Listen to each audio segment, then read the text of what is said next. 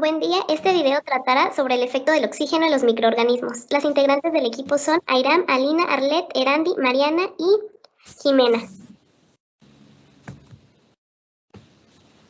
Existe una inmensa diversidad de microorganismos que habitan los diversos medios existentes en el planeta. Estos viven y se desarrollan en diferentes condiciones dependiendo de sus requerimientos para subsistir y reproducirse. Uno de ellos es el requerimiento de oxígeno, es decir, cómo reaccionan al oxígeno molecular.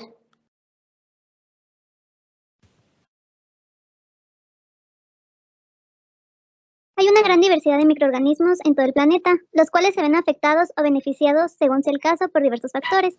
Uno de ellos y de los más importantes es el oxígeno. El oxígeno es un elemento químico gaseoso que es de gran interés por ser el elemento esencial en los procesos de generación de vida. A esto se le añade que es el elemento más abundante en la corteza terrestre. Los microorganismos varían en su requerimiento de oxígeno y estos se pueden clasificar según su demanda en 6 grupos muy importantes. Como primer grupo tenemos los anaerobios obligados, que son los que no requieren oxígeno. Como segundo grupo están los anaerobios facultativos, que se pueden desarrollar en presencia o ausencia de oxígeno.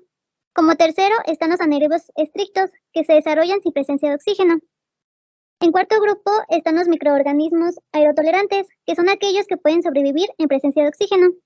Después se encuentran los microaerofílicos, que requieren la menor cantidad de oxígeno.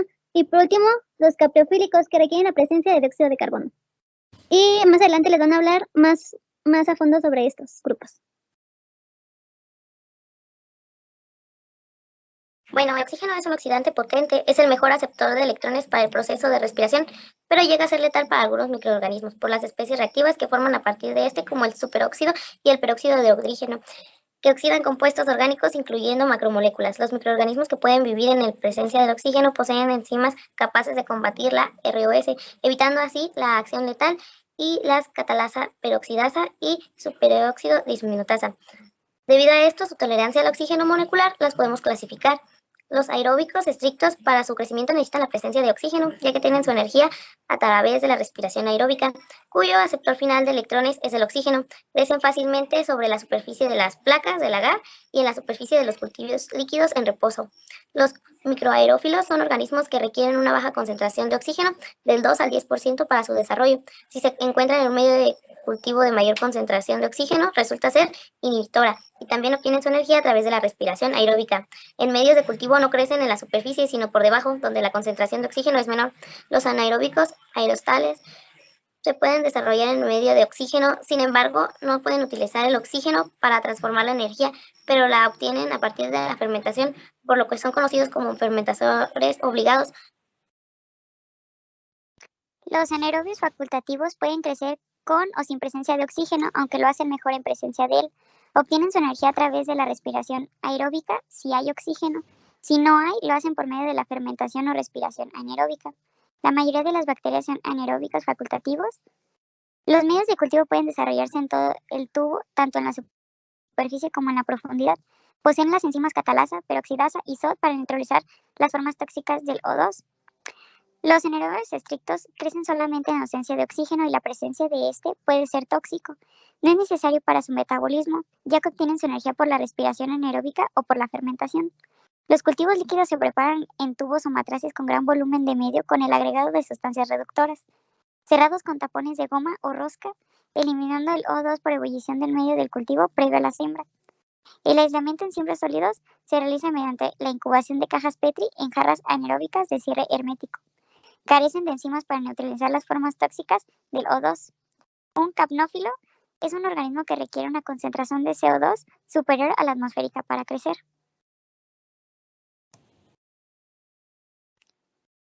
¿Cómo afecta el crecimiento microbiano? No todas las bacterias ocupan oxígeno para vivir. Muchas pueden hacerlo total o parcial de este elemento. Hay microorganismos que viven en ambientes anóxicos, que es la condición de un ambiente en el que el oxígeno libre es escaso o inexistente. Sedimentos, tracto digestivo de los animales o grandes profundidades.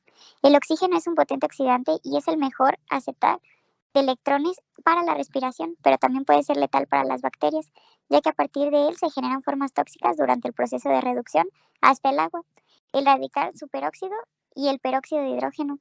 Estos productos oxidan los compuestos orgánicos, incluyendo las macromoléculas.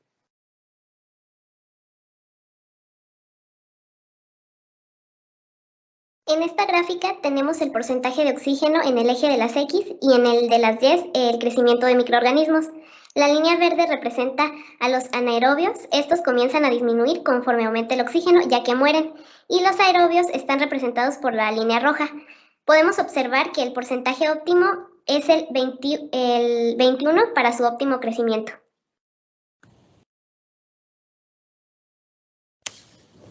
Hablando sobre las técnicas utilizadas en estos microorganismos, tenemos que para los organismos aerobios, cuando se va a realizar un cultivo de bacterias aerobias en el laboratorio, lo primero que se debe tener en cuenta es que este tipo de bacterias requieren de una adecuada cantidad de oxígeno. En este sentido, se sabe que las mismas condiciones atmosféricas son ideales. Sin embargo, hay algunas bacterias a las cuales hay que proporcionarles una aireación extra. Esto se puede hacer agitando vigorosamente el matraz, burbujeando aire esterilizado en el medio, o bien en el caso de que el cultivo sea bastante extenso, lo que se recomienda es que se incremente la exposición del medio a la atmósfera. Esto se logra disponiendo el medio en capas que sean poco profundas. Para organismos anaerobios tenemos tres tipos de técnicas. Estas son las jarras de anaerobiosis, la cual consiste en una jarra de plástico con una tapa que cierra herméticamente. La atmósfera anaerobia puede lograrse ya sea por un sobregenerador de hidrógeno y CO2 que es activado mediante la adición de agua o por la propia humedad de las placas de agar, o también por extracción del aire contenido en las jarras a través de la generación de vacío, sustituyendo el oxígeno por otro gas como puede ser el nitrógeno. También tenemos las bolsas de anaerobiosis, las cuales consisten en una bolsa plástica transparente que está representada en la imagen del lado izquierdo, la cual consta de gas impermeable, un indicador de anaerobiosis, el cual puede ser azul de metileno o resarsurina, y un sobregenerador de anaerobiosis, como en la jarra de anaerobiosis.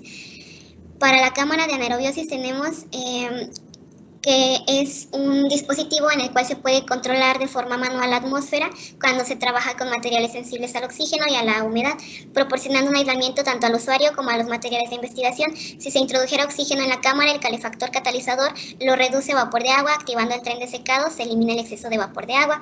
La cámara de anaerobiosis también se conoce como cámara de guantes y está representada por la imagen en la esquina inferior izquierda y las jarras de anaerobiosis por la imagen en la esquina superior izquierda. Y por último tenemos los datos curiosos. Como ya hemos hablado a lo largo de toda la presentación, los microorganismos anaerobios son los que son capaces de crecer y reproducirse en ausencia del oxígeno. Y algunos ejemplos de estos son los Clostridium y Bacteroides. Y los microorganismos aerobios son los que necesitan oxígeno para crecer y reproducirse. Y ejemplos de estos tenemos las pseudomonas, Bacillus y los hongos como Aspergillus y Penicillium. Algunos de los datos curiosos que les traemos son que las bacterias aerobias y anaerobias pueden ser beneficiosas para los seres humanos.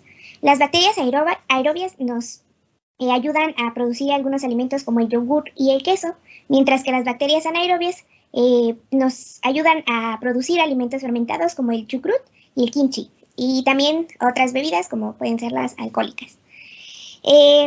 También sabemos que las bacterias anaeróbicas pueden ser peligrosas, ya que pueden ser las responsables de causar enfermedades como el botulismo y la gangrena. Además, también tenemos que las bacterias, en conjunto las aerobias con las anaerobias, pueden vivir en comunidades y estas comunidades son llamadas biofilms.